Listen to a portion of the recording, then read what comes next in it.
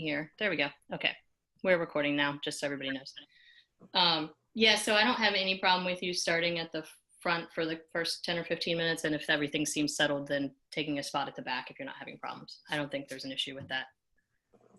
Yeah, I just feel like that. I mean, obviously in, some of the lower level games, I mean, yeah, I'd probably be there at the front a lot longer than in some of the, higher level games because you have less problems. But yeah, I just want to make sure it's not something where somebody would say, well, you're just being lazy. Why are you at the back? I was like, because I want to. Yeah. I'm not going to call you lazy. This is Paul Gladdy. One of the things that I've been running into is the reason I stay at the front for a lot of the pitches is because a lot of these high school games are played on pitches where the lines aren't exactly correct, 5 meters. I almost have to mark it off for every single. So right. I'm finding myself, I'm having to stay at the front instead of going to the back every once in a while, because I was told me, and again, I don't want to blame Curtis on record here, but kind of mix it up back and forth. Go to some, go to the back some. But with the lower level games, because of the markings on the fields, I almost have to stay at the front. Is there anything that we can do about that at all? Oh, I mean, there's nothing wrong. If you stay at the front of the lineout for like 95% of the lineouts, I would say that's a perfectly fine thing. The only time it's probably important to be at the back is when you are having a lineout that's likely going to maul and drive into angle. And that's just because it puts you in a better position to be ready for that maul. Yeah, maybe that was my question too, because I've been coached to mix it up and not be in one constant place because the teams can take advantage of that. Okay. Yeah, there's nothing wrong with it if it's working for you. Okay. Yeah, the only important thing is we want to have presence up front until we know the lineouts are going well. All right, let's see. We want to go to the next. Well, the gap is probably the biggest thing. Teams consistently want to close the gap. This is an example of Leah's going to stop the line out with her toot toot on her whistle and reset the gap. And this is what we want to see happening. We don't want to be free kicking anybody for gaps.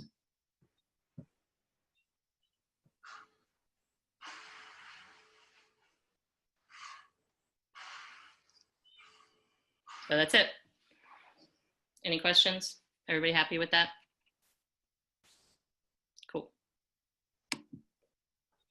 What are you doing? There we go. This is an example of what starts to happen if we don't have a good gap. You can see here at the front, I don't know if anybody has their law book handy, but I think it specifically says off of the line of touch, a half a meter on each side. So we have a full meter there for our gap generally. You can see here at the front, maybe it's at the 9 and the 16, they're like, I don't know, a step apart. So it puts too much pressure. If you are refereeing and you start to realize you're having a bunch of not straights, that's a big cue that you should look at your gap and set a wider gap.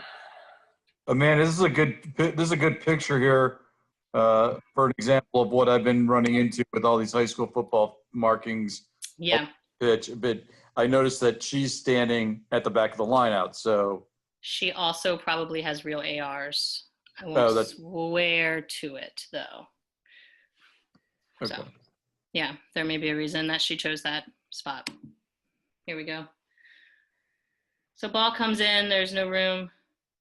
Get bad ball, and black steals it. So not ideal, not what we want to have happen. So set a nice gap so they have fair room to compete. Okay, so this is something we're seeing a lot of, and I know as soon as you see this, you're going to tell me, I saw it in Six Nations, or I'm seeing it here and here and here. We'll discuss that in a second. So what happens here, we've got the line out. Wait for the ball to come, see if we can see them forming up. So green has 2 people on the line and 3 people outside. They walk in and they jump. So what we are trying to do is say, based on the fact that the law 1812 says the lineout must be formed without delay, is that once the players start to approach the line, and we define that as within 10 meters of the line of the mark of touch, Once they begin to approach, they continue all the way in. They don't stop, they don't huddle, they don't just hang out and wait. Once they start moving towards the line out, they enter the line out. Does anybody have questions about that? We want to talk about how much you're seeing it in your areas. I've seen Corinth High School do this year, Amanda, and anybody else do it, but they came in from further out. So is there a... And that's fine. If they come in and they continue to the approach, they line out the whole time, that's fine. It's when they come in and stop. We can play this one again, but you can see green sort of. So as long as they're just completely coming in, but if they stop and do a little huddle. See how they've stopped, right? And now they're going to go in and jump. These guys have stopped, so they shouldn't be, you're saying they shouldn't be doing this. They should not. And you can let the first line out go if there's no real, if they don't gain any kind of advantage. Just let the first line out go. And then at the next one, you use rugby language and you say, if you approach the line, you must continue to approach. And they're going to say, well, what does it mean if I approach? If you come within 10 meters towards the line, you have to either keep coming or you need to get out. You cannot stop. Is everybody cool with that? Hey, Amanda, I have a question. Would that be a captain talk, or would we just I would just manage. I would manage that, Marcus. So, okay. I mean, 9/10 of your teams aren't going to do it. You're going to get that one that what they're often trying to do is delay or waste time. So, like, let's say they have somebody in the bin. You will see teams take an inordinate amount of time with the line out, and this is one of the ways that they do it. It's just by stopping and then continuing on the approach. So, something to think about. We're trying to create a fair platform. Just tell them get in the line. So at what point, where are we looking so that the defending team has the ability to match the numbers? If they're approaching this, at what point do we say, okay, this is five players in the line out for the team that's, I guess, so, I mean, how were we preventing that? You know, it's hard. I'm not sure exactly how to ask the question, but as they're coming into the line, you know, we've got to allow that, you know, the defending team to be able to match the numbers. Yeah. I don't think it was an issue in this one. They were already matched. Like there was plenty of time for them to see that. But I've seen that happen. So I'm just trying to figure out how to manage that. Yeah, absolutely. Let me see. I do have a slide about numbers, and we can just sort of table that, and let's talk about it when we get to that slide. Does that work? Yeah, no, that's fine. Thank you. Perfect. All right, 1810, again, formation. So this is the next part of what we're seeing pretty much across the United States, is that the offensive team is coming into the line out and jumping immediately. So then what you say is the line out is not set. It is not a fair platform to compete because there is no time for the defense to really react. They're rushing in and they're jumping. So this is an example of a line out that is quote unquote not set.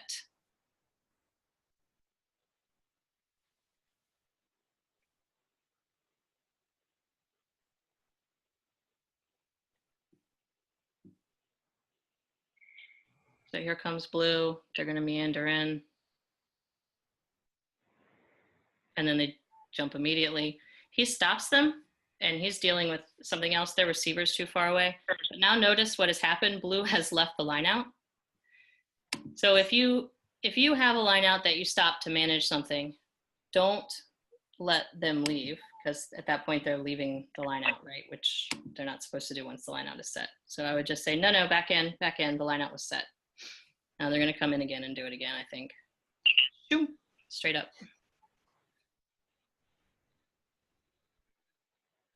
So it's a difficult thing to define, and it's something that we want you to be managing. So if you think that they went up too quickly and it was not fair, then you're going to want to blow it and reset the line out and tell them if they're going to walk in, that's fine. The line out has to be set before you jump. That's sort of a nebulous thing. There's no definite time. It's going to be up to you. Is the same thing apply for if they have the one player inserting as well too? When you say one player inserting, you're talking about the receiver entering the line. the receiver entering the line, right? And I would say yes, it's the same sort of idea. He can't rush in and jump. He should come in and there should be like a second. It's Right. not a great deal of time. I don't think that the receiver coming in is quite the same thing as having 4 people walk in. But when you have the whole group walking in, that's where we want to just manage and say, okay, the lineout needs to be set before you jump. Amanda, this is Jay again. Hi, Jay. The last 2 slides have both, in my opinion, have shown the same thing. You're seeing an entire pod. The line has been set at one point in time or another, one person at the front, one person at the back. You're seeing the lifting pod walking in and actually gaining momentum and initiative and not, so they're coming in with momentum, they're jumping immediately. And that's what we're seeing is, the defensive team is static and is unable to match that. Yes. So what I'm seeing is that slide 1 and slide 2 and the last 2 slides are actually just 2 different pictures of the exact same problem. I would agree with you. With the delay tactic of UCLA going, oh no, we're just going to walk, and it's more evident when you watch them walk back, reset, and now they're going to walk in. So what I'm hearing you say is, if they're going to do that, no. Either you all walk in as a group of 5, 6, whatever, so that way we've established the numbers, you set, and then you jump, or you just come in, take your time, set, and go. Is that a fair assessment of the last 2 points? Yes, I think so.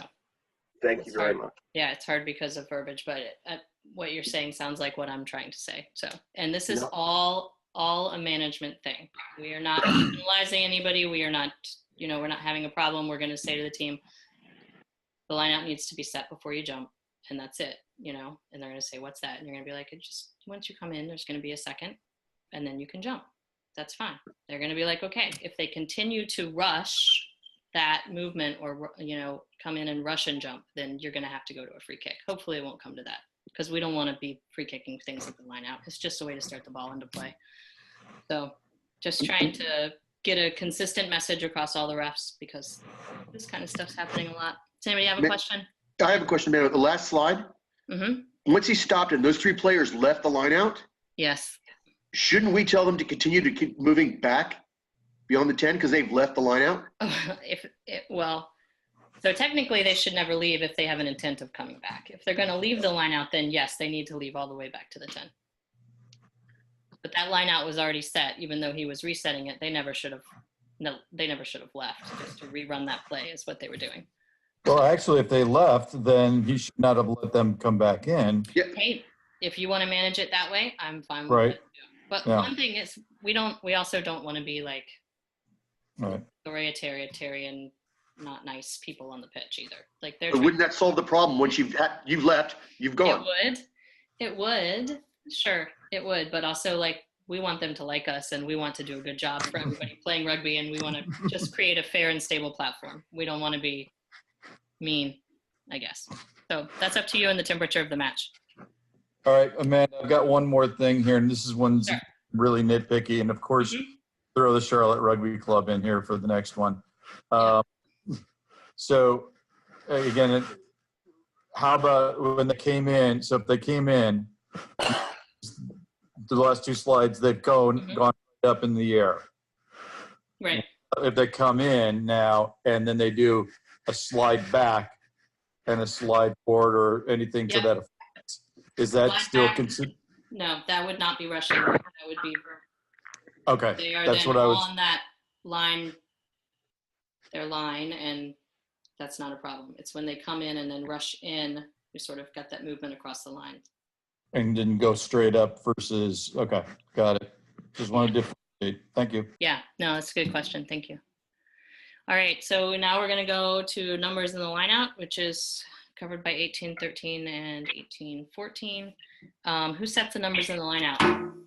Everybody know that? The attacking team. Thanks. Right. Yeah. And participating players are Who counts for numbers in the lineup? Well, I've heard some referees count for the opposition, asking the throwing team, saying, "How many do you have? How many do you have?" I'm like, "Come on, man! You're not 5 years old. You should be able to count till 6, right?" Yeah, I don't think we need to be doing that, but if it makes people Oh. happier, then they can do that. In my experience, it's the opposing team coach yelling in my ear counting. Going into this match, Life had already told Joe, we want to go quickly. But we're going to watch this because it's just a good example of numbers at the line out and what you need to be prepared for as a referee.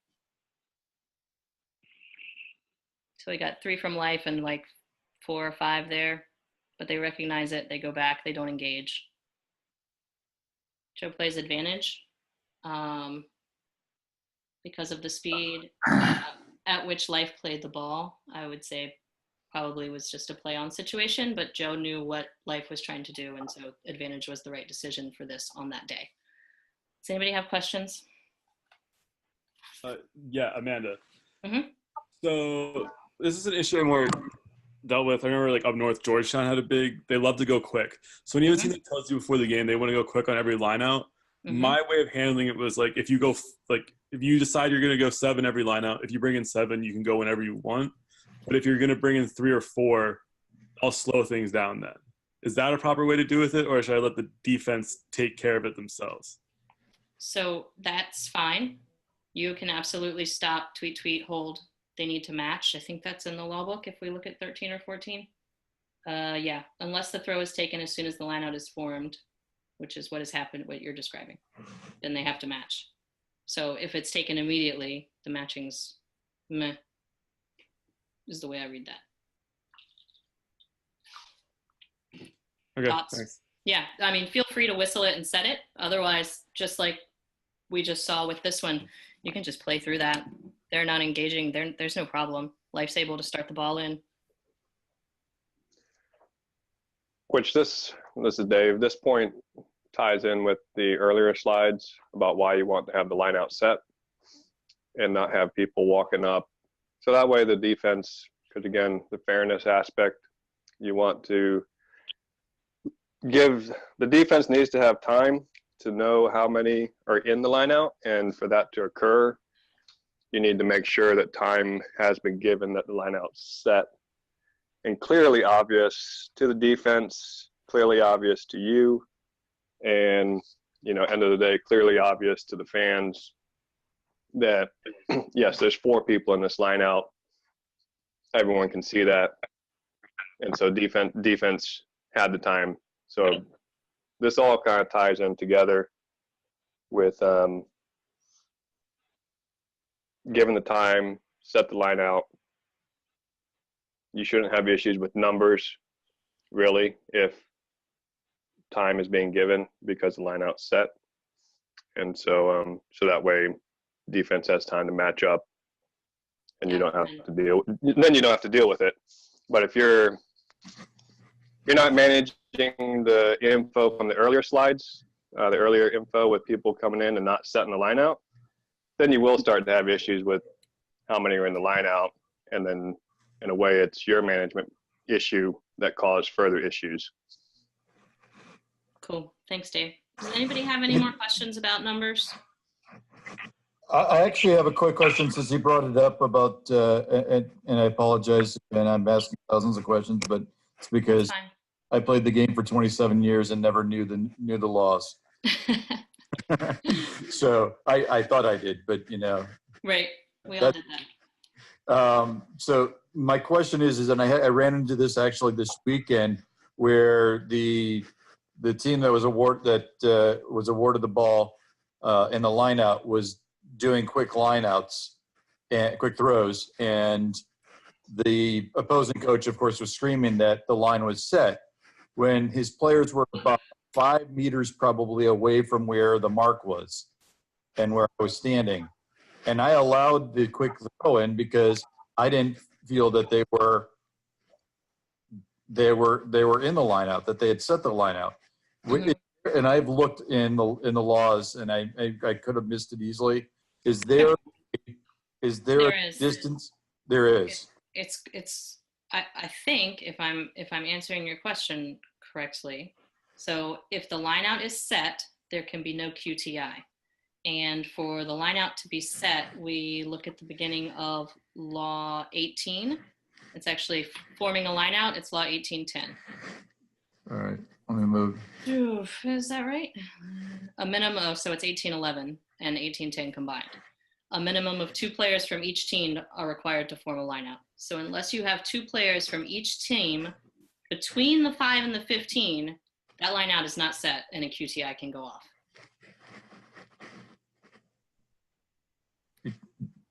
Make sense? So the defense can never put people on the line and say they've set the line out because they cannot. It takes 2 from each team. So what I'm saying is that they were, so let's just say the midfield line is the line out. Mm-hmm.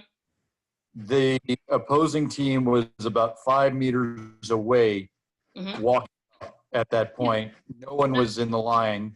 No line out. That is not set. They can go quick. And then that's what I was, and that's what I was. So is there a distance between, that's where I'm talking about, is the north-south distance from the line out. At what point is it the 1 meter, so they have to the tunnel? Right. Yeah, half a meter from the line of touch or whatever. But right. If they're close enough, then you can say, all right, now that's set. Tweet. No, I was saying that they were too far away, and it happened about 3 times this weekend, and I kept telling the coach, you guys, just because you're in the general vicinity does not mean that you guys are set. Yeah, no, we want to, we do want to encourage rugby within the laws, and that sounds like not a set line out, so let them Thank you. Okay, thanks. Sure. All right, everybody happy with numbers? Okay. So here's the next thing that's in law, and it's actually spelled out now. I think they changed it in 2018. The hooker has a very specific place to stand now. It's in 1815. So the non-throwing team must have a player between the touch line and the 5 meter line.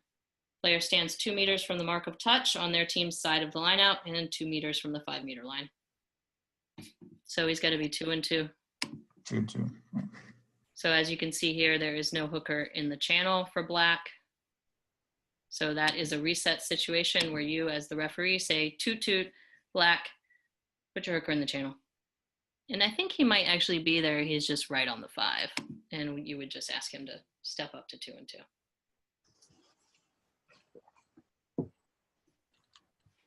So that's it. Not confusing. Prior to the throw-in, players can change place with the receiver. Once the ball is thrown in, the receiver can enter the line. The receiver now, according to law, has to start very specifically between the 5 and the 15 and 2 meters from the line out. The verbiage used to say at least 2 meters. It is now 2 meters. In this instance, what's going to happen is the receiver is less than a meter from the line out. So that gives him the ability to come in and be a lifter because he has started too close to the line out. The other receiver on the other side has no chance of getting in this line out. So here we go. Boom, and they're off to the races. Any questions about that? I don't think I would have picked up on this had it not been pointed out to me. Yeah, can you run this again and explain it again? I'm sorry. I'm sure, absolutely. Old school mentality here. No problem. Well, because it's changed since we played. Yeah. So what it is, before the ball is thrown in, players may change place with the receiver. So the receiver can go in, but somebody has to come out. Once the ball leaves the hand of the hooker, so that's when the line out commences, it's very specific in law. Once the line out commences, the ball leaves the hands of the hooker. The receiver can enter the line out. The problem with this line out is this receiver is too close to the line out. So he has time to come in and be a lifter, and then they're off to the races. So watch it again. He's like half a meter from the line. And they get a pretty decent advantage from being able to. Oh, okay. You're saying he's not 2 meters up away at this point. Yeah, he's not 2 meters from the line out. So it would just be like, you got to take another step back, friend. Got it. Thank you. there would Amanda, not be. Yep. Go ahead. Are you? I don't know if you're going to show this later. It also can be done in the reverse, so don't necessarily just key on it against the attacking side, but also the defense. Yeah, you're absolutely right. The defend often what will happen is if the line out is a little bit tighter to the front, the defending receiver will be closer to the line and in the hopes to shoot the gap and get a pick off or play heavy defense. So if you give enough space, that puts the attacking team under less pressure and you get better rugby. I think we do actually have one like that coming up. Amanda? Yes. Bill Gillis, what's Hi, the Bill. penalty? This is probably something we want to recognize and manage from the beginning. So if there's, I don't think I would ever have stopped this line out once it had started. I think at the next one, I would have said to the receiver, hey, you were too close at the last one. All right. And I say that because he's on offense, not on defense. Like if he had been the defending receiver and was too close and then he had been offside, then that's a whole nother can of worms. Right. I don't know. Does anybody else have any other thoughts about this? Is it in the law book? What's the penalty? It's a free kick. It's a free kick because numbers in the lineup, right? Yeah, because it's formation. But I just feel like you're going to want to stop the play and reset the line out before you go straight to a free kick because you're going to look like a man. You're just going to Right, about management. Yeah, we want to manage it before it ever gets to be a major advantage for them. Gotcha. Thank you. Yeah. Any other questions on that one? Okay. Here's an example where the receiver is too far away.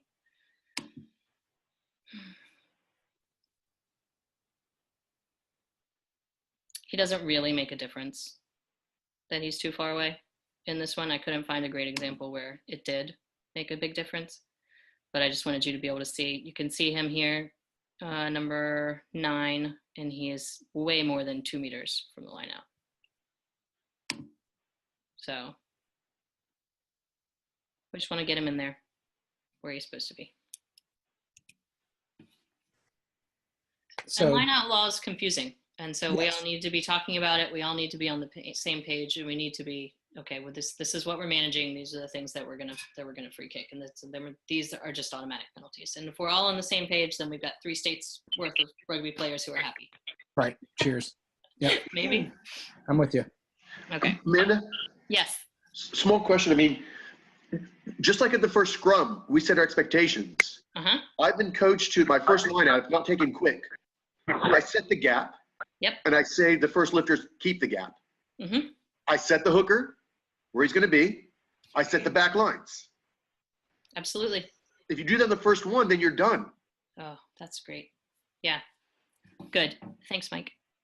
So here, this one is going to be the timing issue where it's prior to the throw in and the receiver enters and nobody drops. But then he does sort of drop. It's just really late. So for me, I would have blown this one up and reset it and explained to them what the expectation is around this. So let's watch that.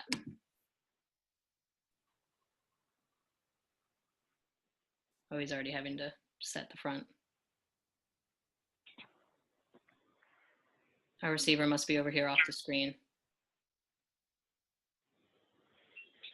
So he comes in. And then you can see the guy right at the very front sort of scooted out 1 or 2 steps. He did not really what I would say is dropping when the receiver enters. And because it's prior to the throw in, the receiver can go in, but somebody has to drop. So it's just minor timing. There it is. What he was probably looking for was the tap down from the top. So once the other guy was in, he needed to drop. Thoughts? Cool. All right, this is similar. What you're going to have here is a line out player is going to drop, and you're going to end up with 2 receivers. Just You gotta just watch for stuff like this, and then toot toot. Can't drop once the line out's set. So now we got 2 people out, see? And it's because he was looking to hit that gap. So peeling is legal. This is not an example of a legal peel. Does anybody have a question?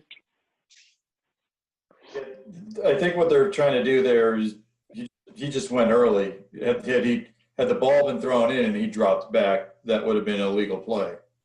Had the ball been thrown in and continued to move, it would have been legal. He can't drop off and stop. Right. Right. So there's a combination of laws that are sort of tied up in that one. But yes.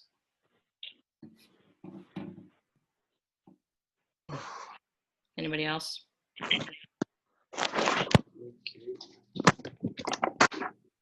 Okay. This is just an example where the referee probably needed to stop and tell both the hooker and the receiver to get in their proper places, because they were both much further than 2 meters away, and it worked out very well for them. They got the ball. Okay, so early lifting, I'm sure you guys see a bunch of this. It's been the message for a long time that it's a managed situation. Here you're going to see it.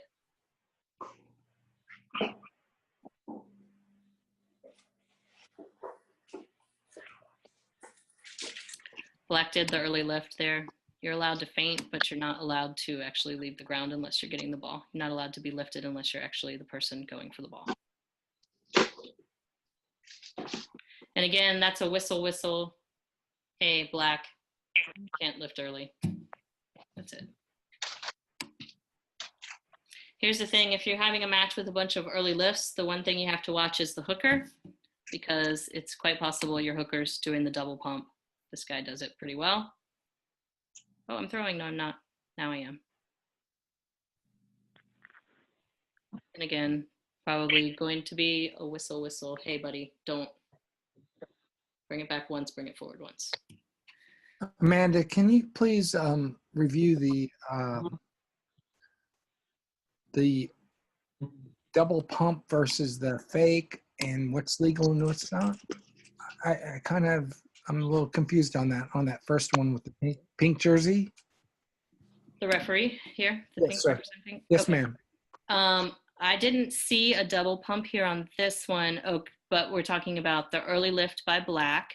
So okay. He can come forward and they can put their hands lift on them, or he could sort of like do a little jumpy thing, but you can't actually lift a jumper till the ball is thrown in. But the thrower cannot double pump. The thrower cannot double pump. So if you see if you saw a double pump there, I did not, and that was not okay. The point of this. No, I didn't. I was just questioning. Okay. Yeah. Good enough. Thank you. Okay, sure. Do we want to see it again, or are you happy with it? No, I'm happy with it. Okay. Yeah, so you can't be lifted until the ball has left the hands of the player throwing in. And they were obviously just trying to get green to bite here. So that would be a reset. Okay, so based on everything we've talked about, this is a really interesting line out. So just for discussion's sake, I don't know what time we're at. Let's see, 8:48. So it's going to be a quick discussion. There's not much of a gap here. You'll see the red hooker sort of asking, hey, I don't really have a gap. And then she waits a really long time before she throws in. There's an early jump. So I'm just wondering, like, what do people think and what would have been the best way to manage this?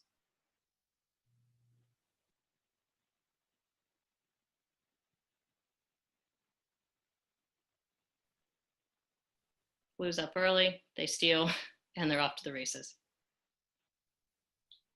Any thoughts?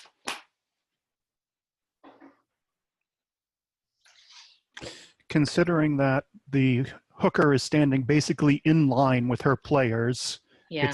It's that team that's closing the gap, and I suspect they're doing that because they were losing their lineouts all day, and they were just trying to do anything here to try to win one. But the defensive gap is perfect. Off of the hooker. I'm wondering if the hooker moved over because the gap was small. I don't know. Yeah, and then in that case, she's got to get her teammates' attention. That's Yeah. fine. Then it's her teammates that have to move, not everyone else. Any other thoughts? Yeah, that's good. Yeah, actually, free kick to red because it's numbers. No. The person at the back is a receiver, even though they're not probably 2 She meters. is the receiver. Yeah. No, so it's not numbers. Just assuming there's a receiver for red who's just off the screen. I was just gonna say that I don't see a receiver for red, so it's numbers. It's I mean, it could be based on the picture we see here. I agree. I think the hooker worked that, by scooting to the right a little bit and there claiming she is. space. Their receiver was way out. Yeah. So the referee should have managed that a little better, but it's not like egregious. So probably the best thing is to go ahead and set it from the beginning. So. But the person at the end there with the red hat on the left is she's in or out, or she's offside? She's technically the receiver. She's not quite maybe 2 meters from the line, and she's within the 5 and the 15. So what she's looking to do probably is fly up and. I've never seen a receiver that far out. Yeah, it happens a lot because what they're going to do is play defense on the first man coming. I've seen a lot of Charleston. Charleston fly up does it a lot. I've just not seen it. Okay, thank you. Right. So here's the next thing that we're seeing a lot of. When we have a line out and players are going to change places, they need to step to the outside of the line out to change places, not to the inside into the gap. Don't move into the gap.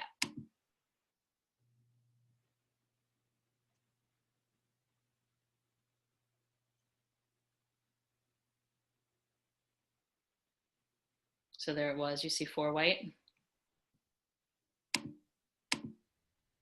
He steps in.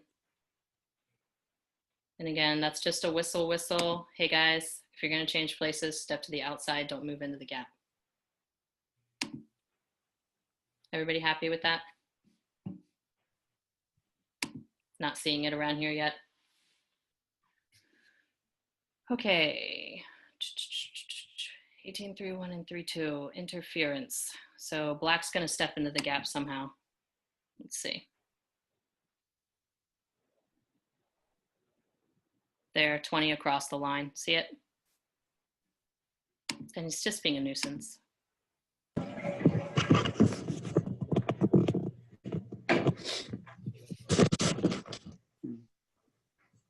Questions? Tell him once to stay out of the gap. All right, black 3 is our focus here. He's going to be offside. This would be a penalty.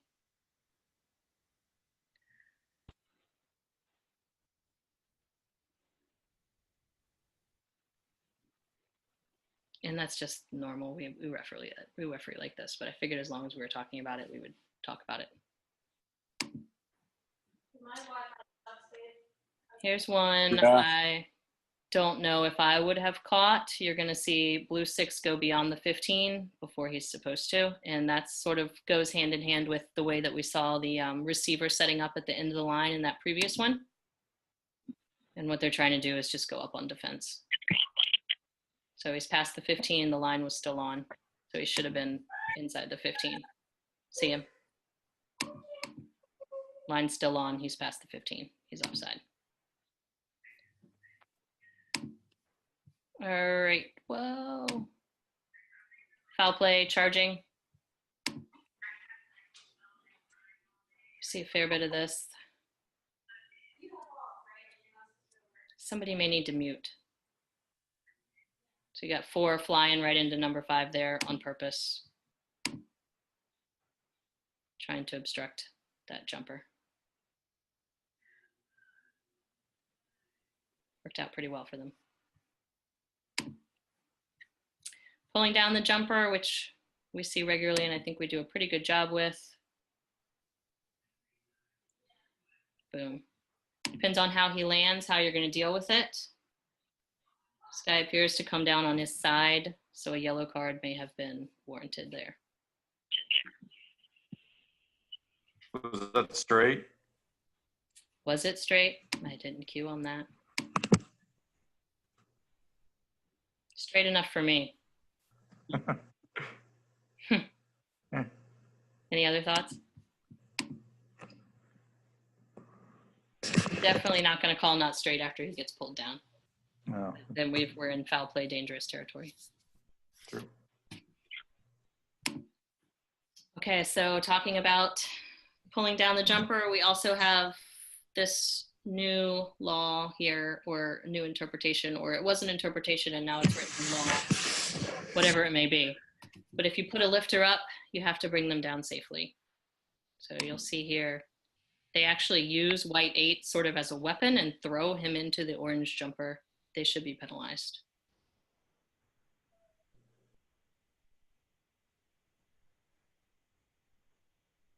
Because that's not good for nobody. Well, that's closing the gap too. Yeah, for sure. It's like there's three different things going on there that you call it. Yeah, this is not great. So the other thing you're going to see is you're going to see them put people up sometimes and then not bring them down safely, and they're not going to run into the other team. And that's technically penalizable, but I don't see why you ever would. You would probably just be like, hey, if you put your guy up, make sure he gets down safely. You're liable to penalty. Anybody have thoughts there? Good with that? Yeah, I have thoughts. I have a replaced hip because of that. Manager question? Because I've seen this experienced teams that even the throwing team doesn't bring the lifter down correctly. So does it work both ways? It does. Yep. And again, we don't want to be pedantic, and we don't want to penalize where we don't have to. So you want to. So how do we manage that then? Well, I would say unless one team gained an advantage, you're just going to say, hey, you are obligated to bring your lifter down safely. If you don't, it will be a penalty. Does that work? For me, thank you. Sure thing. So here's the next thing teams are doing. And sorry, Amanda. Yep, Amanda, absolutely. sorry, Yes. I have a question. So yeah, to the thing of bringing your jumpers down safely. So let's say they have a attacking line out 5 meters from the goal line, and the team defending, they do not bring their jumper down safely. I mean, let's say the guy lands on his neck, right? Or back, whatever. Pretty dangerous. Are you gonna stop that? And then when you do that, you're obviously preventing the attacking team from potentially scoring. I mean, where do you draw that line? I would not stop that. I would personally let that play out, and then I would say to them, if you put your jumper up, you have to bring them down safely. Okay. I thought it. I would only be penalizing it if, as in the one that we saw before, they interfered with the other team as a result. But right. That's just that's my take on it. It's definitely in the law book, so. Yeah, fair enough. Yep, sure. Here's the next thing that we're seeing pretty widely, and I'd be surprised if some of you guys haven't seen this already. But what they're doing is they're holding the lifter in the air for a little extended period of time so that they can bring them down, and players are already in a position to start the ball moving forward. So let's watch this. See, they hold him up, hold him up, hold him up, boom, we're going. They didn't actually get going. Utah got him, but that's the point, and it is not safe. And it is in law, if you put your man up, once the ball is caught, he has to be brought down immediately. So, everybody happy? Okay, and just the last little bit, since we talked about them all in the last one, you will notice here Austin's 2 lifters are going to go in front of the ball carrier. The jumper is going to come down, and the 2 lifters are going to slide in front. That's obstruction. We see it a lot. That's it. Call it. Last thing is the QTI, which we already covered this. Go ahead. Real quick, it's not obstruction if the defensive team commits to the ball. if the lifters step in front of the jumper, it's obstruction. Amanda, can play it again, please? Sure. So they can be on the side of the guy that they're bringing down, their number 4. They can be on the side and their shoulders can be in front on his stomach. But what they do is hook their arms around and their shoulders around in front of his back. But the law book reads, if the ball is immediately moved to the back and ready to be playable, and the defending team commits to the maul, it's a maul. If they don't commit, then it's obstruction. But if they commit to the maul and the ball is immediately playable to the back, it's a legal maul. So this is maul formation. And when the maul forms, you have to form from back foot, and you can't go in front of the ball carrier. And essentially what these two lifters are doing is going in front of the ball carrier, obstructing the defense at the maul. So it's two slightly different things that we're talking about here. Does it make sense? We can great observation. We can get a ton more. We can get a ton more clips, and we can break down the maul next month. I think that would be great because there's a whole bunch of different things coming. Mike, I know exactly the scenario that you're talking about as well. So I just stuck this on because it was sort of part of the line out. Anybody? Was that Grunwald? That was Bill Gillis. Oh, it was that's how that was Summerlin. like. It was Summerlin who asked the question, and then Gillis. Oh, okay. I was going to say I wouldn't expect a former fly half to understand what it's like to be. Ooh, yeah. So, anyways. To be the jumper and get that shot in the kidneys now because they won't let your lifters protect you. That's tough. That's tough. Yep. You and me. So the last thing is the QTI, and I will just say, make sure you're familiar with the law for the quick throw-in because we need to allow it unless there's a clear reason not to allow it. So they're going to call this back, and there was really no reason to call it back. Ball was kicked out, and then they went quick. They were maybe a meter in front of where the ball went out, but let's play rugby.